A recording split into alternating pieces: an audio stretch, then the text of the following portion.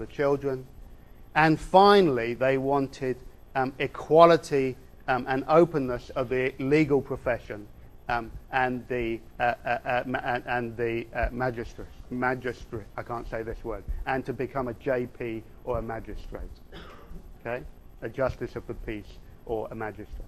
So you can see that those 6 points all put a very important emphasis on the achievement of legal and political equality, as well as equality in the workplace. The organization is effectively disbanded in 1928 when all women get the vote. Okay? And around that comes an important shift in tone. And Eleanor Rathbone is a leading figure here, where the emphasis no longer becomes upon women achieving equality, even though, of course, they haven't achieved equality in all of these 6 areas, but instead there are campaigns that emphasize the very different needs and priorities of women. Okay, so, for instance, things like the provision of child clinics or birth control clinics. And at the heart of Eleanor Rathbone's arguments was always the family allowance, a payment for women that she thought should be seen as both a way of equalizing pay, because women obviously paid less than men, as they still are today, and a way of rewarding other women not in work for their unpaid domestic labor. Okay? It's really quite a radical concept there. I can't think of a single society that has actually ever adopted this, where the state pays women for their unpaid domestic labor in the house and recognizes that as an important public and social good. Rathbone also, of course, as the suffrage movement did before the war, leads campaigns against the conditions of subjugation that women endured in the colonies. She led campaigns, for instance, against female circumcision and child marriage. Okay? So a new orientation a new orientation of feminism.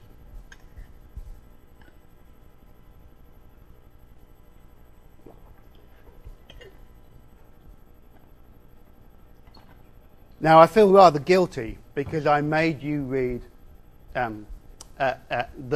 arguably one of the least interesting chapters of Mary Stopes' Married Love, and I knew you basically would all want to get to the mutual orgasm chapter rather than the fluffy prelude to it. But let me try and explain what Married Love was all about.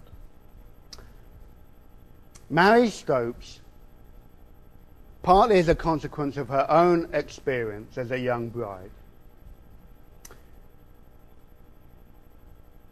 develops this argument that has, I think, profoundly important repercussions in the 1920s and far beyond.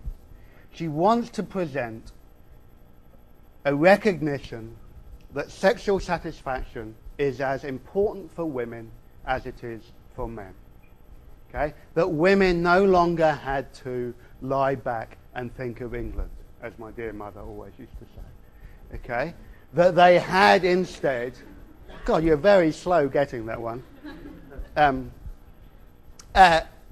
They had instead to be able to take pleasure in sexual relations and to see sexual relations as the perfect expression of the spiritual and emotional union of two people. Okay? So in other words, it was an attempt to provide what we might even call a sort of feminist understanding of sexual relations. The ultimate sign of this newly calibrated relationship between men and women was the mutual orgasm. The mutual orgasm represented the way in which men were there to serve women's needs and women were there to serve men's needs, and this was the moment, the climactic moment, one might even say, of a perfect union. You don't want to get me started. I can make so many double entendres here. But you get the basic point. Okay? It's a really different vision of a marriage as a reciprocal relationship where both are equal partners and have equal rights to sexual satisfaction, which is a sign of a greater emotional and spiritual union. It was a huge bestseller. Okay, sold. It was published in 1918. By 1923, it sold 400,000 copies. It was translated into 10 different languages, including even American, by 1931. It was also followed by a whole range of imitators, with sexologists, people who studied the science of sex, trying to chart out the same type of thing, trying to give men and women tips on how to achieve a perfect sexual union.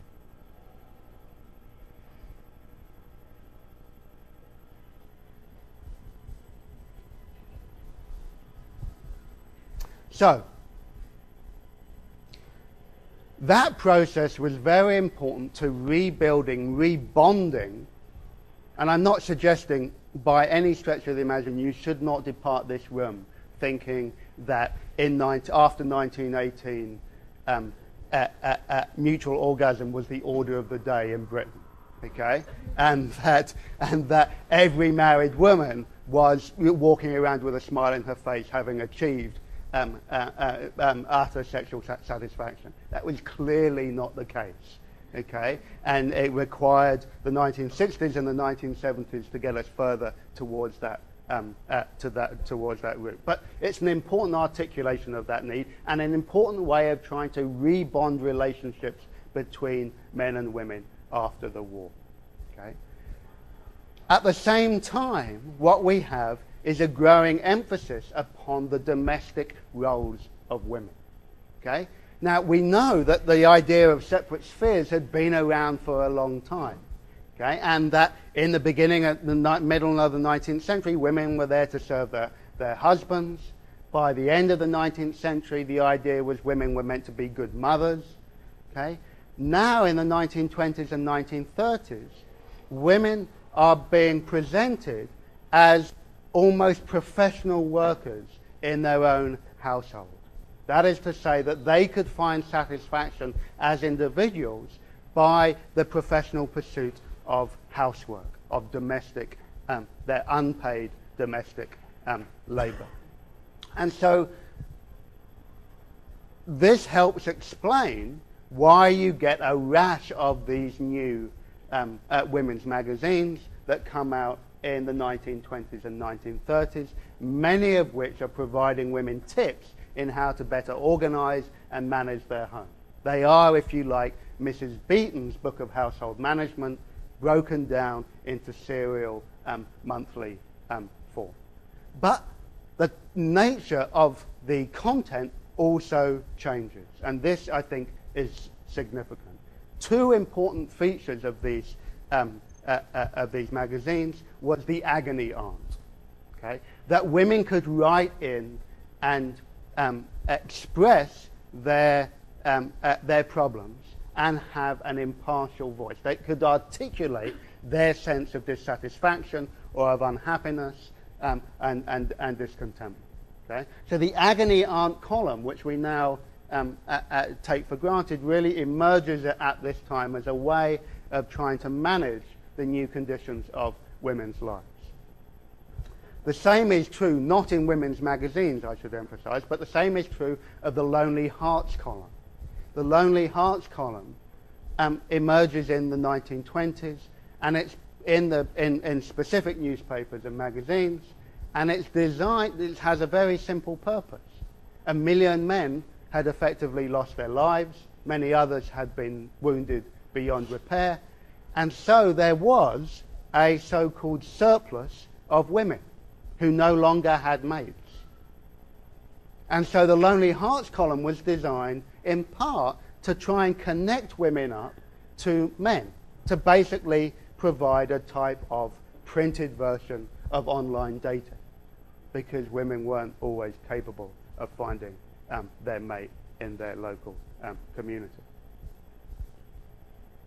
Now, you'll see next week that the idea of planning, the idea of the application of science into the household through domestic science and household economy is an important part of this professionalization of domestic work. But I'm not going to talk about it today because we have lots of other things to discuss. Any questions on any of that before we move on to talk about the countryside? How many of you actually read Marie Stopes? Really? Dearie me, you've so got to get busy before your midterm. Oh my God.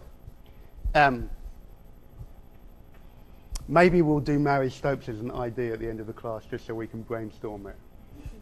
You can deploy your immense knowledge of the text. Right, the flight to the countryside. Again, I'm going to talk to you about this in these three different headings, about how people can get to the countryside easier, about the development of suburbia, and then the idea of escape into the deep country. Now, again, the starting point for this section of the lecture is the idea that the countryside, which, remember, following the Great Depression and the collapse of agricultural commodity prices, had been seen increasingly as a site of consumption, not of production. And that trend accelerates between the wars. Indeed, the countryside becomes, for many people, the place in which they can morally regenerate themselves, where they can seek the type of tranquility and rest that was desperately needed in not just in the industrial urban conditions, but after the trauma of war. There was something restorative about the experience of the countryside.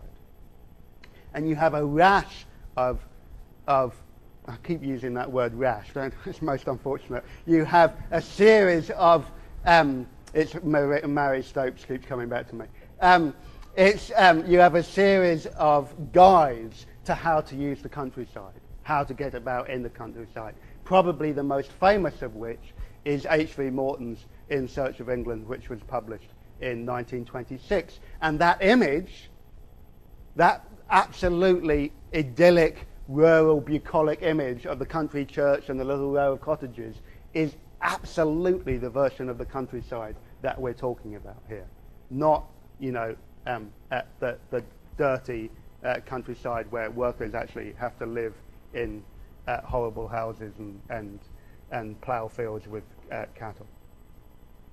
Okay, so transport. Now the big story here is, of course, the coming of the car. And the use of the car as a way of being able to get off the beaten track. Okay, I talked to you about the way in which rail companies and even coach companies, bus companies had begun developing excursions and itineraries into the countryside from the 1860s on.